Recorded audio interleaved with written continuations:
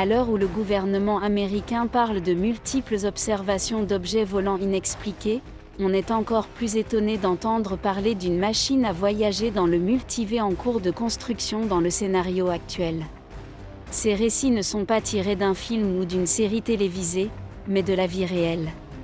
Aussi bizarre que cela puisse paraître, si l'on en croit les rapports, le plus grand collisionneur de particules du monde, situé au CERN, qui nous a donné la particule divine, responsable de la masse des autres particules, pourrait avoir dans sa manche des tours de passe-passe scientifiques dont nous n'avons peut-être pas conscience. Si l'on en croit les nouvelles qui circulent, il ne faut pas grand-chose à un cerveau sain pour assembler les pièces du puzzle.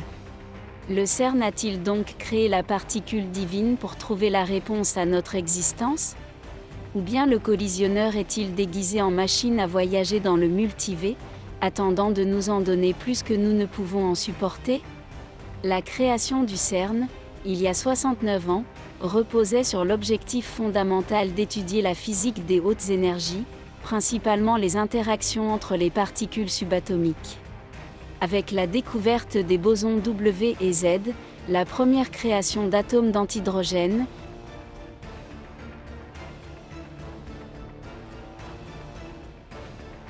l'invention et le développement de détecteurs de particules, et celle du boson de Higgs, alias la particule de Dieu, le CERN a été le phare de révélations scientifiques révolutionnaires dans le monde des médiums.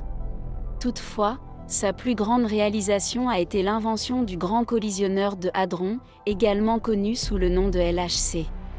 Le LHC est le collisionneur de particules le plus grand et le plus énergétique du monde. Il est situé dans un tunnel circulaire de 17 miles de circonférence et de 574 pieds sous la frontière franco-suisse, près de Genève. L'objectif du LHC est clair comme de l'eau de roche, permettre aux physiciens de tester les prédictions des différentes théories de la physique des particules, notamment en mesurant les propriétés du boson de Higgs et en étudiant d'autres questions non résolues en physique des particules. Et ce, à juste titre, puisqu'il a permis de découvrir l'une des particules les plus intrigantes de la physique, le boson de Higgs, également appelé « particule de Dieu », responsable de la masse des autres particules.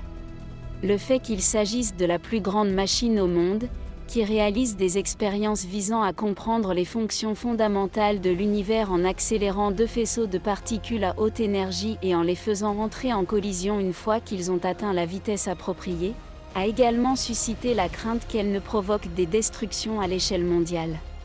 À l'époque de la découverte de la particule de Dieu, le physicien théoricien Stephen Hawking a déploré cette découverte et a averti que la particule pourrait un jour être responsable de la destruction de notre univers. En outre, une théorie entourant la fin du boson de Higgs expliquait qu'une fluctuation quantique créant une bulle de vide s'étendrait dans l'espace, entraînant l'univers dans sa chute. Bien que les scientifiques aient assuré qu'il faudrait probablement 10 à 100 ans pour que cela se produise, les collisions qui se sont produites simultanément pendant plus d'une décennie ont une autre histoire à raconter. Tout a commencé avec la découverte de la particule de Dieu. Outre les découvertes probantes qui lui ont valu le prix Nobel, le CERN fait l'objet d'étranges théories du complot associées aux collisionneurs de particules. Le gigantesque tunnel aurait ouvert un portail vers un univers parallèle. C'est particulièrement farfelu, mais il se pourrait que ce soit vrai. Si l'on en croit les rapports, les scientifiques du CERN travaillent à l'ouverture d'un portail vers un univers parallèle à travers le collisionneur. C'est irréel pour le monde pratique dans lequel nous vivons, mais est-ce impossible ? Eh bien, il s'avère que non. À partir de 2008 pour être précis, lorsque le LHC a été mis en service pour la première fois, il a connu des retards et des revers imprévus. Toutefois, depuis 2010, il fonctionne à plein régime et permet d'élaborer des théories sur la destruction des planètes. Lors de l'une de ses expériences en 2016, le LHC aurait provoqué des tremblements de terre en Italie, dus à l'envoi de plasma du LHC vers un laboratoire situé à 250 miles de là, en Italie. Bien que le CERN ait démenti cette allégation, les théories vont bon train sur le fait qu'il s'agissait d'une tentative du laboratoire d'ouvrir un portail de dimension parallèle, un trou de verre à travers l'univers. En outre, les habitants de la région ont été confrontés à des orages et des éclairs intenses qui se sont produits juste au-dessus du laboratoire LHC pendant que l'expérience était en cours. L'intensité des éclairs et des tempêtes a été associée à l'ouverture par le LHC d'un portail vers le monde de Satan ou vers une planète extraterrestre.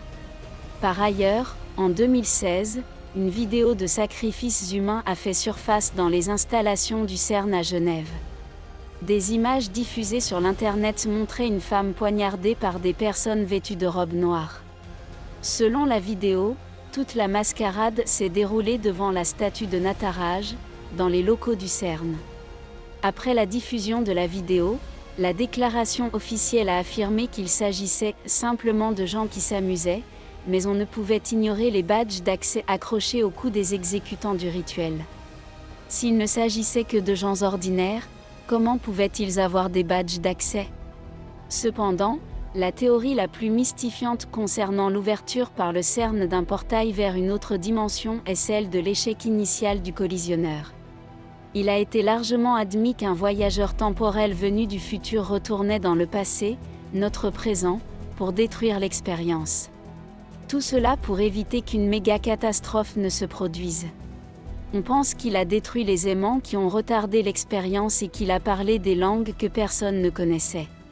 Cela ne vous rappelle-t-il pas l'intrigue de la série de science-fiction Dark, lorsque Noah traverse le portail vers le futur et le passé pour sauver le monde? À bien y réfléchir, si le voyageur du temps existait, n'aurait-il pas déjà voyagé dans le temps? N'aurait-il pas déjà modifié le cours des actions scientifiques qu'il fallait traiter? Et nous ne saurions même pas si notre réalité ou notre présent a été modifié.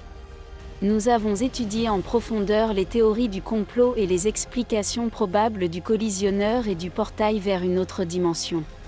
Mais ce sont les conséquences de l'expérience qui doivent nous préoccuper.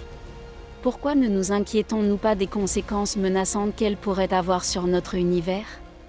Selon la science, si le LHC générait un magnifique champ électromagnétique, il attirerait les astéroïdes vers la Terre, étant donné que la teneur en fer des roches spatiales est plus élevée.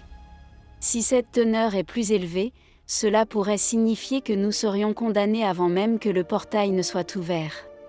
Un autre effet secondaire est la formation de nombreux trous noirs dans le cosmos. En théorie, le LHC pourrait produire des trous noirs miniatures qui fonctionnent toujours comme des trous noirs. Cela nous amènera certainement à entrer en collision avec d'autres galaxies ou à apporter du contenu de l'espace. Enfin, cette expérience de collision de particules a fondamentalement le potentiel d'altérer la matière et de détruire la planète. Comme les trous noirs miniatures seront piégés dans le champ gravitationnel de la Terre, ils acquerront plus de masse. D'autres scientifiques pensent que ces trous noirs miniatures pourraient affecter d'autres dimensions et conduire à terme à la destruction de la Terre. Tout cela ressemble à l'intrigue de la série télévisée Le problème à trois corps. Un portail dans l'univers, la communication avec les extraterrestres, la conquête par la race extraterrestre et, finalement, la fin du monde. Si cette vidéo vous a intrigué, appuyez sur le bouton « J'aime » et n'oubliez pas de vous abonner à Orbite. Cliquez sur l'icône de la cloche pour être tenu au courant de l'évolution de la situation et découvrir d'autres mystères.